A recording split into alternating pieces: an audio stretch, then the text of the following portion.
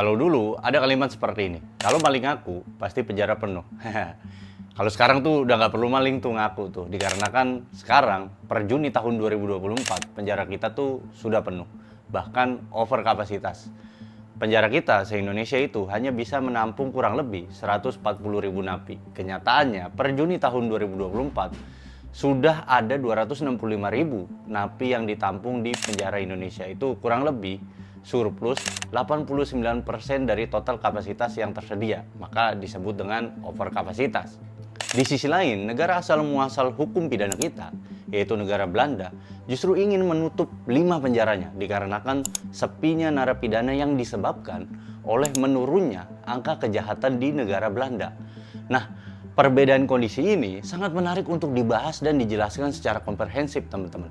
Bagaimana negara Indonesia serta negara Belanda itu mengelola hukum serta penjaranya yang mengakibatkan yang satu over capacity, yang satu justru kehilangan atau minim atau sedikit orang yang ditahan di dalamnya yang menyebabkan negara Belanda justru menutup penjara-penjaranya. Mari kita jelaskan.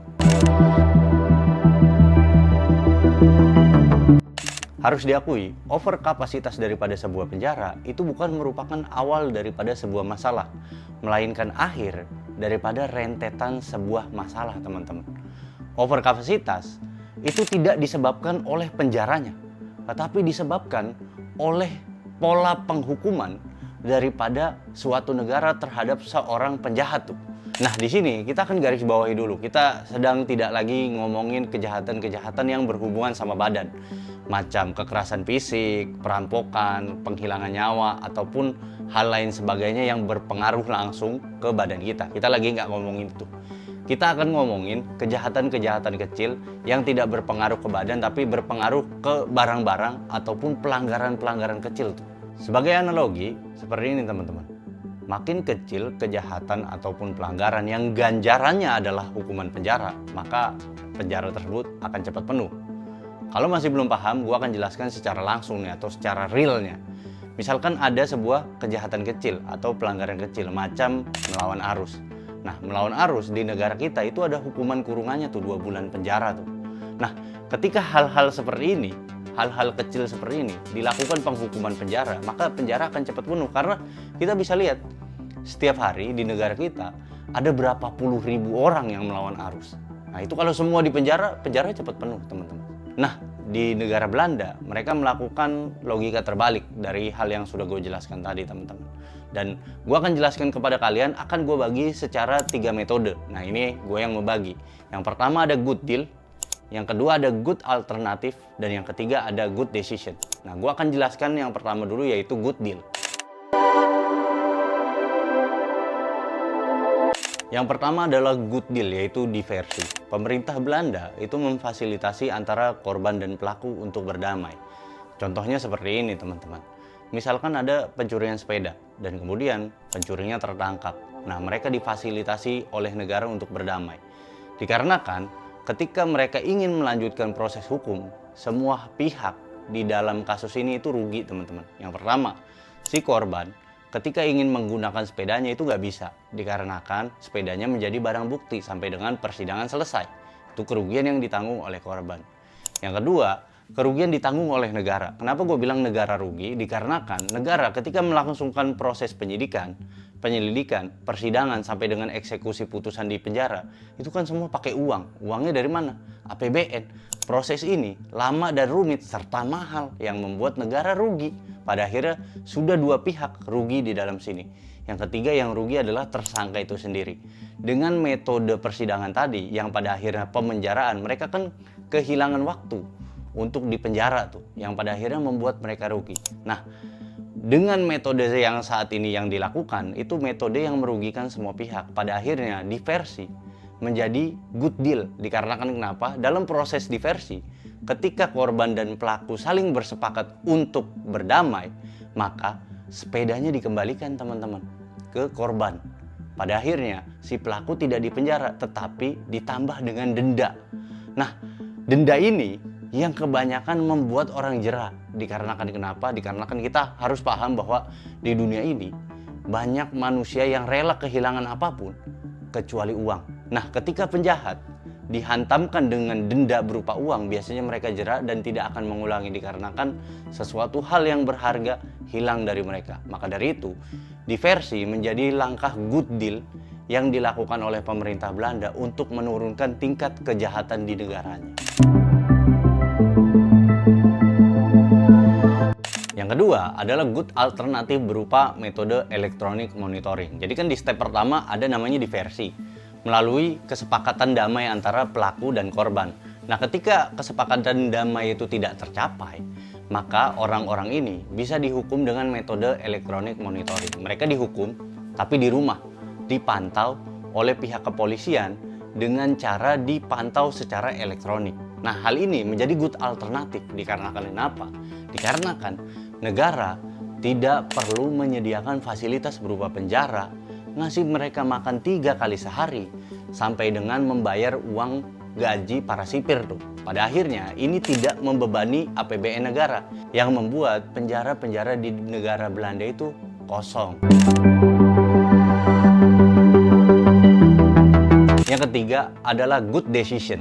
Pemerintah Belanda belajar bahwa menghukum seseorang melalui jalur pemenjaraan itu buang waktu, buang biaya, dan buang tenaga. Pada akhirnya, mereka mengubah metode penghukumannya dengan cara rehabilitasi dan reintegrasi.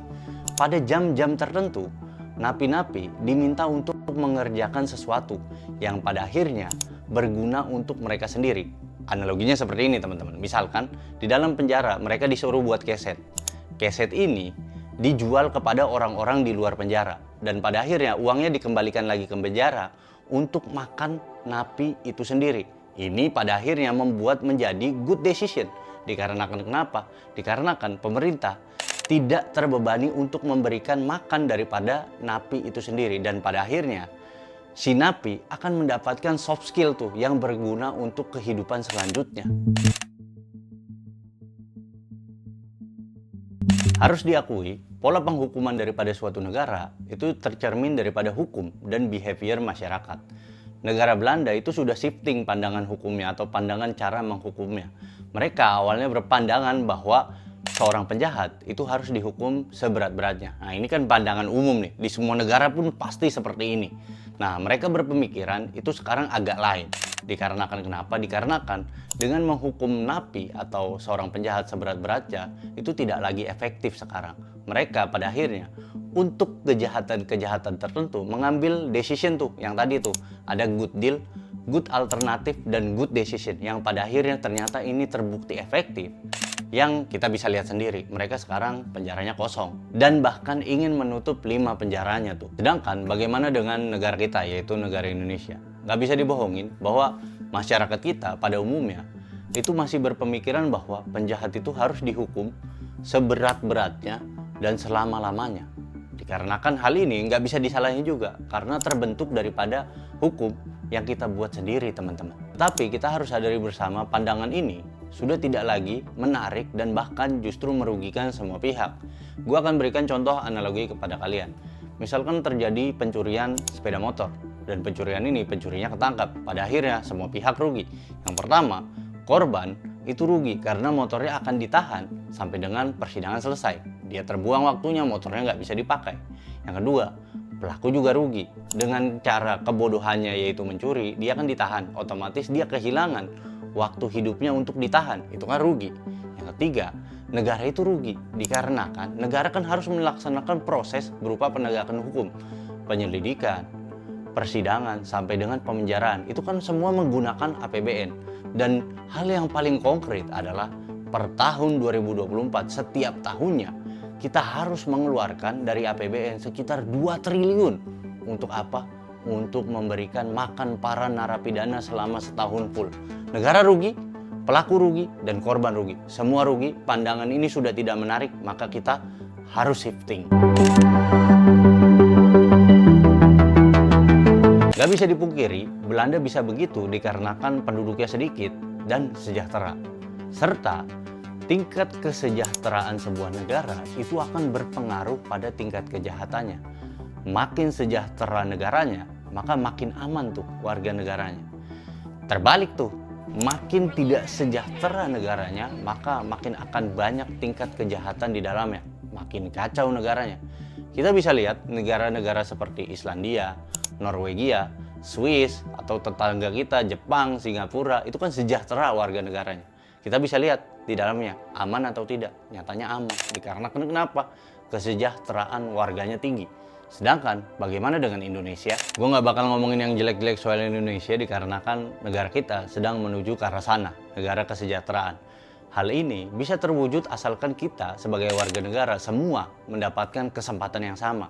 Dari mulai kesempatan untuk mengelola sumber daya, kesempatan memperoleh akses pendidikan, kesehatan, sampai dengan kesempatan untuk mendapatkan pekerjaan. Gue yakin hal ini semua bakal terwujud dan kita bakal bisa menuju atau bakal bisa mencapai titik di mana negara kita sejahtera. Di sisi lain, per tahun 2026, bulan Januari, kita akan shifting pola penghukumannya dari pola penghukuman yang sekarang ke pola penghukuman seperti negara Belanda tadi tuh, dikarenakan hadirnya KUHP baru yang mulai berlaku di tahun depan. Gue harap kita semua bisa membacanya secara komprehensif dan kita semua bisa beradaptasi dengan metode penghukuman daripada KUHP baru.